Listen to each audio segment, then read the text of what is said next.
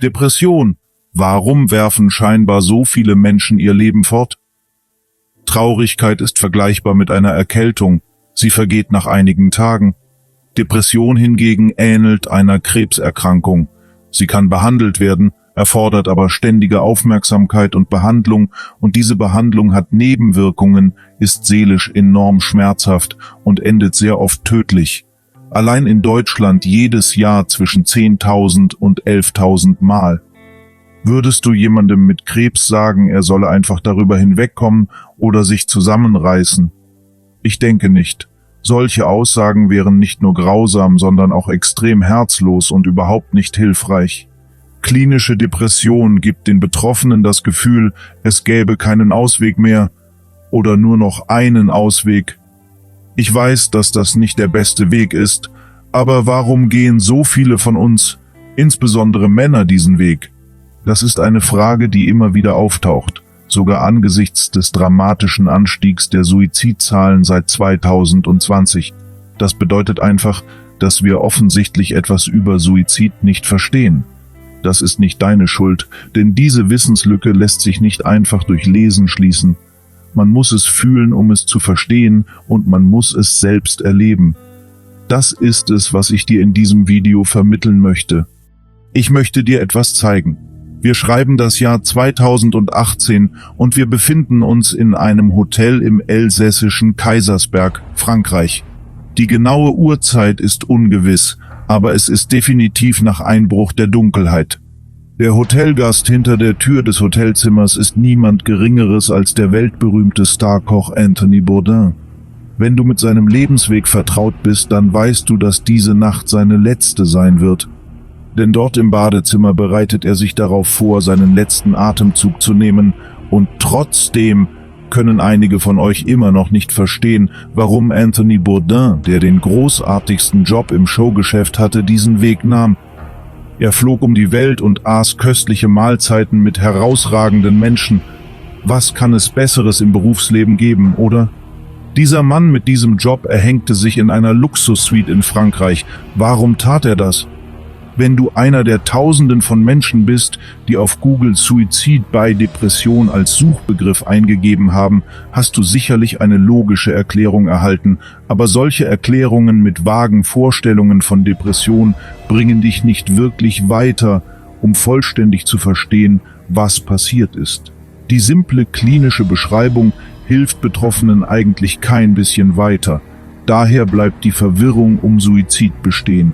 Anstatt also meine Zeit damit zu verschwenden, etwas Ähnliches zu sagen wie in den meisten Google-Suchergebnissen, lass mich dir zeigen, warum Menschen, und es betrifft insbesondere Männer, diesen schlimmen Ausweg wählen. Wir schreiben jetzt das Jahr 2008. Wir sind in Claremont, Kalifornien. Der Mann, um den es geht, ist der Romanautor David Foster Wallace, und sein letztes literarisches Werk war ein Brief an seine Frau. Traurigerweise wird dies das Letzte sein, was er zu Papier bringt, denn innerhalb der nächsten 30 Minuten wird er ein Seil mit nach draußen auf die Veranda nehmen und, naja, du kennst den Rest. Also haben wir hier wieder etwas, das dich völlig verwirren kann.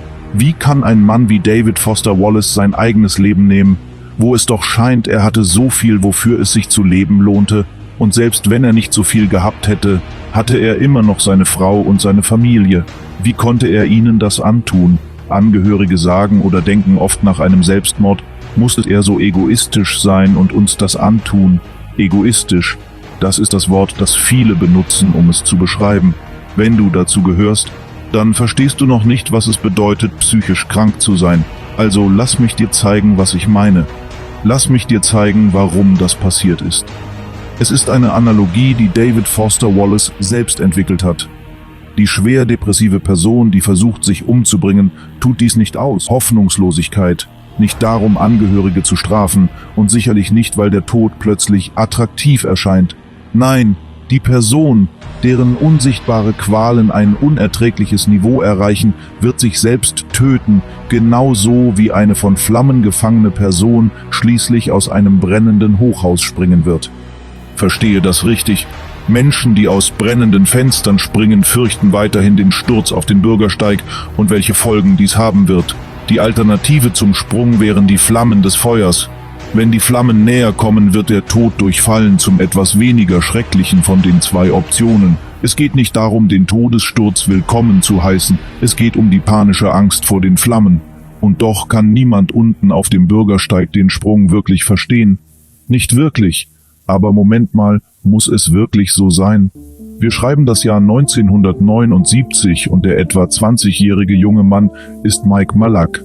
Er befindet sich in einer tiefen persönlichen Krise, geplagt von Depressionen, die ihn in seinen jungen Jahren stark belasten.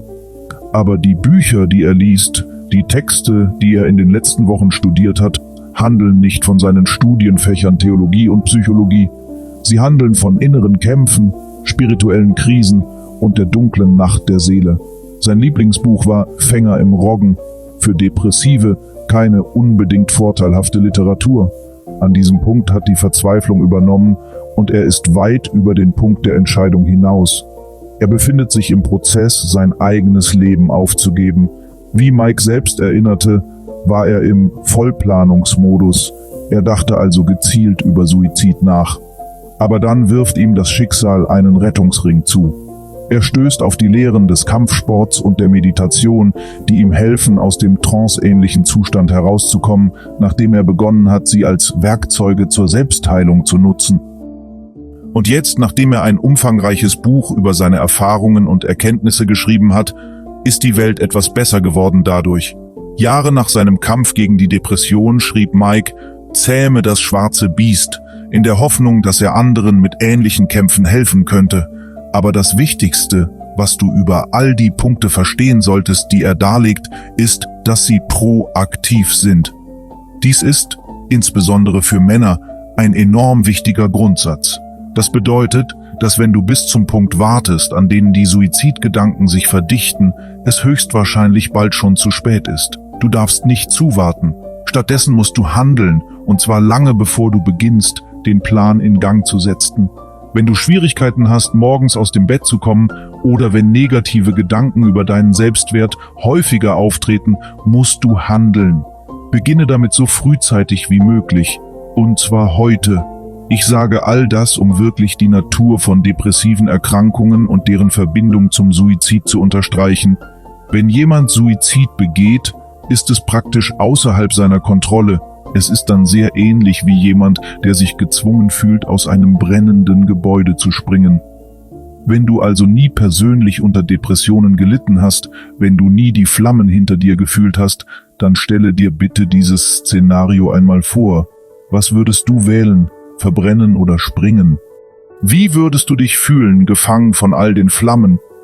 Kannst du verstehen, wie das eine viel schrecklichere Angst sein könnte als der Sprung aus dem Fenster? Ich hoffe ja.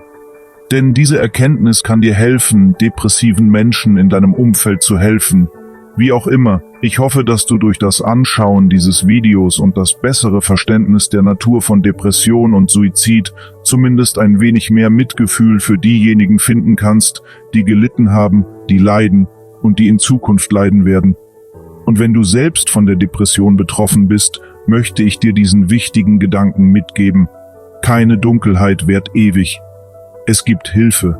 Es gibt einen Weg aus der Dunkelheit. Ich weiß, du suchst verzweifelt danach. Und wenn du es tust, gehe zu einem Arzt und schildere ihm ganz offen deine Gefühle und Gedanken. Depression ist eine anerkannte Krankheit und wie bei allen Krankheiten ist es richtig und völlig okay, sich Hilfe zu suchen. Du kannst auch mich kontaktieren und ich werde dir zeigen, was ich über das Herauskommen aus der Dunkelheit gelernt habe. Dies kann dir den richtigen Ausweg zeigen. Zögere nicht. Schreibe mir gern jederzeit über die Kontaktmöglichkeiten auf der Website der Manscout Academy. Den Link findest du in der YouTube-Beschreibungsbox zu diesem Video. Wenn dir dieses Video nützliche Infos gegeben hat, klicke bitte ein Like und folge dem Kanal. Bis auf bald und beste Wünsche.